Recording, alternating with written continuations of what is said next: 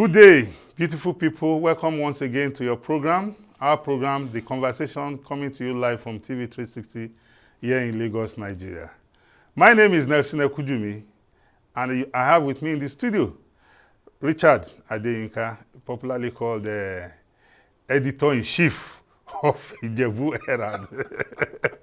That's good to be here. Thank you very much for joining us on the program once again. My pleasure. Thank you very much.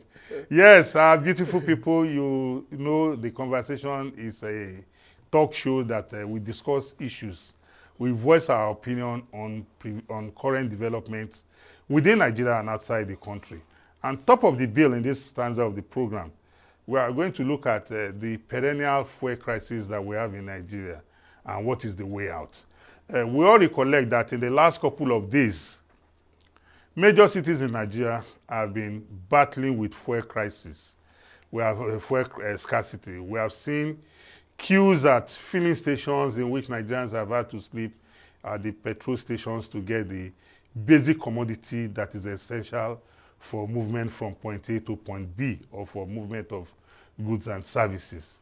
And unfortunately for us, Nigeria is about the fifth largest producer of crude oil in the world. But sadly, we export crude oil and we import refined petroleum products. Why do we do this? Because our refineries that were built in the 70s have been non-functional for decades now, even though successive governments have put in place measures to revamp the refineries. Well, the reality of our situation is that whatever they have invested in it has yet to manifest. And that is why we rely on imported products. I saw situations at the petrol stations and I felt very bad that again we are at this junction. And one fact we cannot run away from, if anybody understands the working of the oil industry, is that, Richie, I've seen several attempts to blackmail, to castigate NNPC, as if our people are not aware that the petroleum industry today is under a regulatory framework of the PIA, in which it has been deregulated, even though we can call it controlled deregulation. Yes. Companies or organizations have been given licenses to import petroleum products, but because of the forest scarcity or crisis, everybody has withdrawn. It is only the NNPCL that is importing, because under the PIA Act, the NNPCL is the supplier of crude oil of a petroleum product as a last resort. So, NNPCL is the only one importing now. Yes, for a while too. For quite some time now. Yeah. Every other person is standing akimbo. So, if NNPCL is the only importing institution, because they are permitted by law to come into that business. You know, formerly NNPC was a regulator, but with the PIA it became a player. It's no longer a regulator. Oh, yeah. The importation of petroleum product by NNPC is such that we have logistics challenge.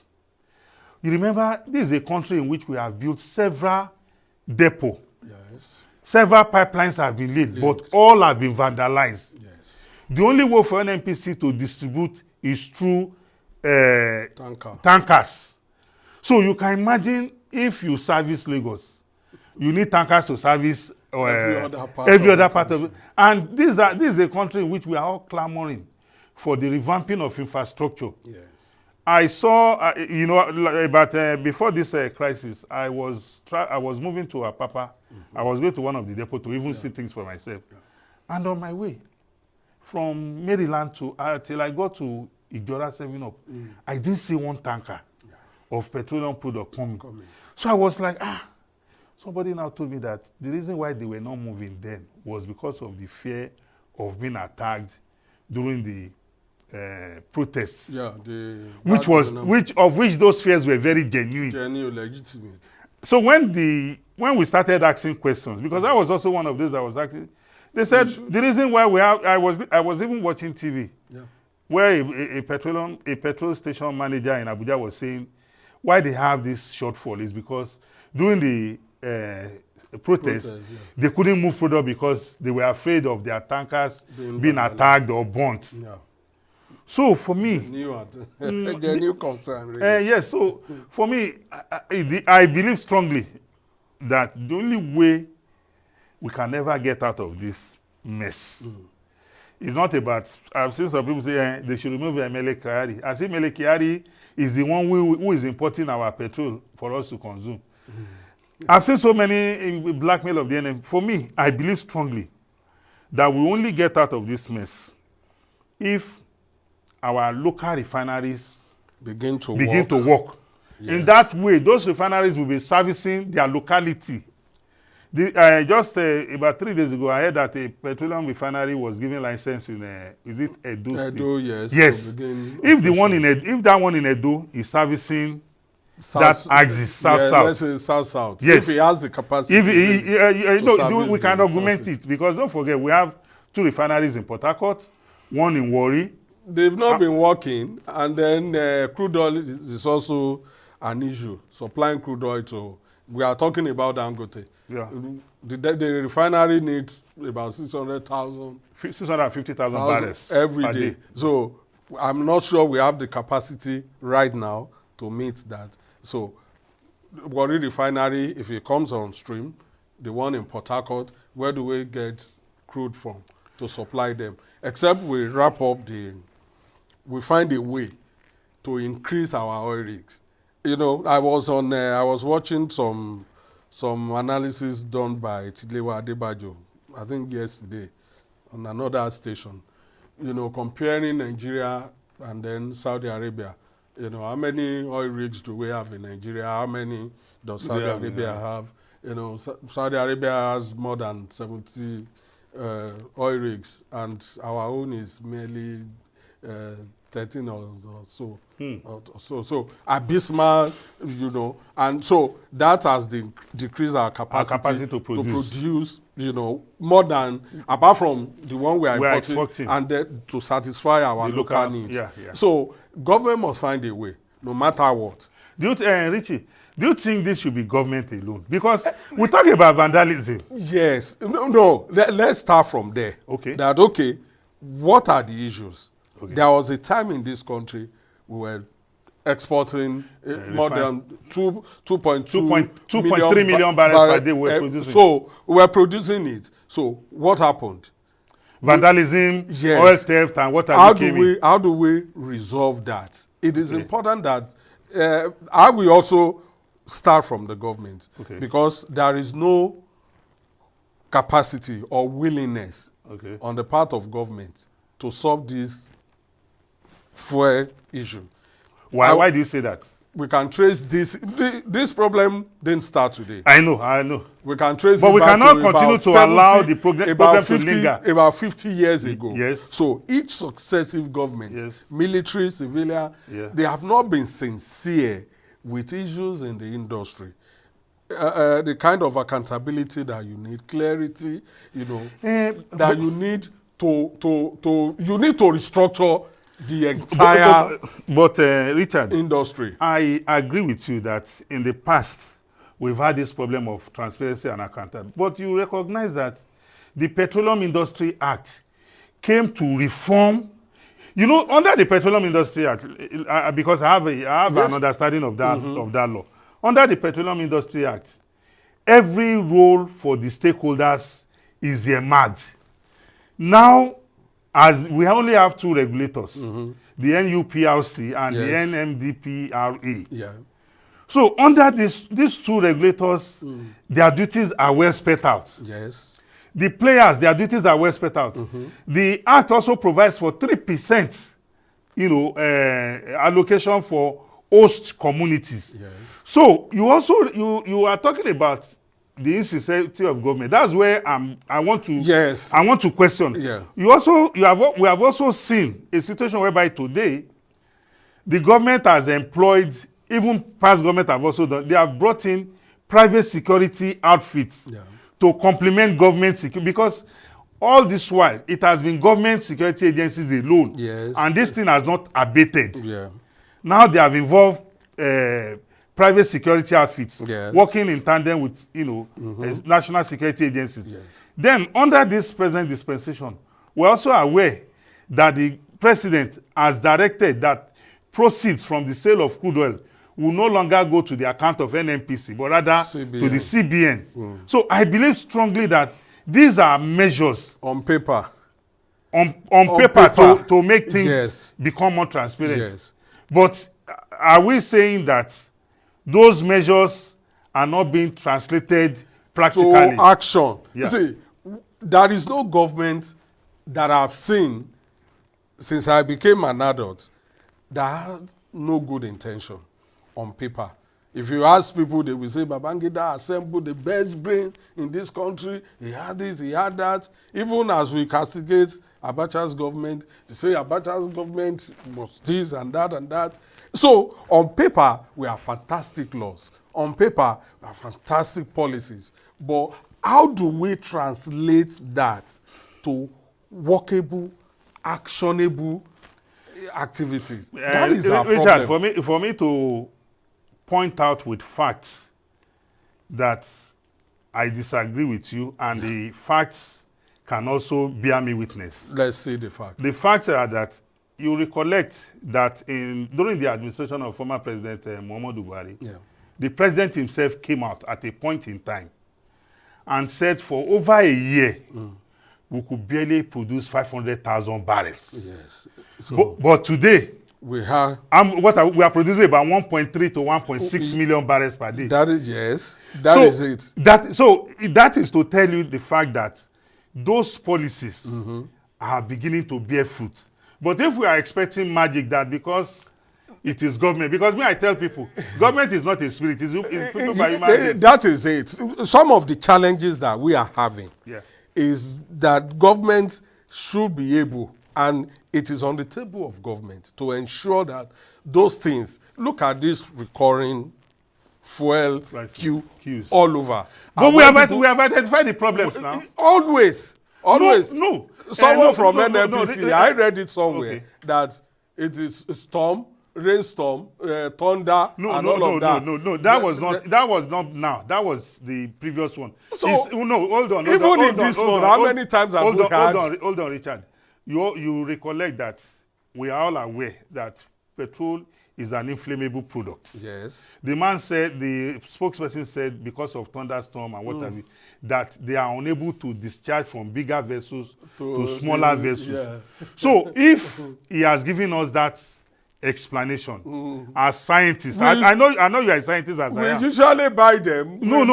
My own is that if somebody has come and say, why I cannot construct this building now, is because it's raining. Yes. And you and I can see that really it's raining. Yes. By the time the rain subsides, you expect the workmen to go back to site. Yes. And the situation is that, did they go back to site after the rain stopped? If you look at all the oil fuel crisis that we've had in the past, no one challenge has been said is responsible for it. Each time, different excuse. Each time, different excuse. See, when you give people excuses upon excuses every time, and this thing keep recurring, people will lose faith. I agree with you. Public confidence will erode. Will be diminished. What NNPC needs to do as the sole, NNPC as the sole importer. No. Don't say as the sole importer. Hold on, Richard. Others have not been importing. Yes. Just say NNPC importing as a saving grace. As the only one. You want to? No. People are watching us. It's a semantic issue. People are watching us. It's a semantic issue. Okay. Only NNPC is importing. Others have refused to. Whatever is responsible for their own. No, you know what is responsible. Yes, you know it's a forex. Yeah, that's why they are going to stay away. Yes. Leaving only NNPC yes. to import for us. Yes. So, yes, that is not sustainable. Yes. NNPC alone cannot meet our local needs. Yes. Now, what we need to do is, no matter what, we hold Dangote that And when we service Dangote, we are invariably servicing ourselves. We hold it, that refinery, the sincerity of purpose and commitment to supply crude, so that it is not, I'm not sure that if Dangote has or becomes fully operational. For 650,000 barrels, it can meet our local needs, our daily needs. No, Dangote we also have some modular refineries. We have them. Even the Port Harcourt refinery, we are told will come on stream in September. Well, they've said hope so. October. Let's hope so. It's hope. Yeah, let's hope so. Yeah. I'm not sure I'm not sure NNPC, and it is because government is the owner of NNPC. So no, there are some other international investment. Government, Nigerian government is the major shareholder. Public image of NNPCL really does not impact its operation and its existence. So it really doesn't feel what do people, whatever people need or whatever people see, they can see. As far as they are concerned, we continue to move. No way. Only NNPCL cannot service this country. No, all the refineries, we must find a way to supply them. Yes, and Richard, I think the most important thing for us here is that our present fuel crisis is condemnable. It's unacceptable. We have to work on it and say we must say enough is enough, yes. But don't we have shame? Yes, enough is enough means we must all put our hands, heads, eyes on our local refineries. To the last man, to the people themselves. So that once our refineries are working, we'll be past all this. It is important that we need to. Not only that it will save us forex that we are using to import petrol. No way. Dangote or other refineries. No, let's say the local refineries. And it will create jobs. We need to build our economy from within. Absolutely. Looking for international investors here and there is not going to help us. We have the capacity. Absolutely. See, I have a data that another advertising agency shared with me. From Berger, the vehicular movement for 12 hours was 1.2 million vehicles in 12 hours. 12 hours. At Berger. 1.2, meaning about 120,000 vehicles moves per hour. So, now, look at the volume of petrol. Assuming governments, when President Bola Tinubu came on, he wanted to build our economy from within. Call everybody, sit down. Introduce something like road tax. You can imagine how much Lagos Ibadan. I did the calculation myself that Lagos to Ibadan, if we make it a flat rate, that everybody, when you pass through a toll gate, 500 naira. We pay at Berger, we pay at Ogiri, we pay at Ibadan. But in this era where people are... Not now anymore. Okay. It's no longer feasible now. Okay. So government must... that door has been shut. What government would have done then, if you introduce road tax, it will still stabilize the structure of your economy. Nothing will be affected, just marginal increase. If I'm paying extra 3,000, for instance, to go to Ibadan and come back, I'll be happy without having to, the crisis that we are in now, the public transport, they can add 500 naira to their passengers in such a way that it won't become a burden to everybody in this economy. So this economy has the wherewithal to withstand shock.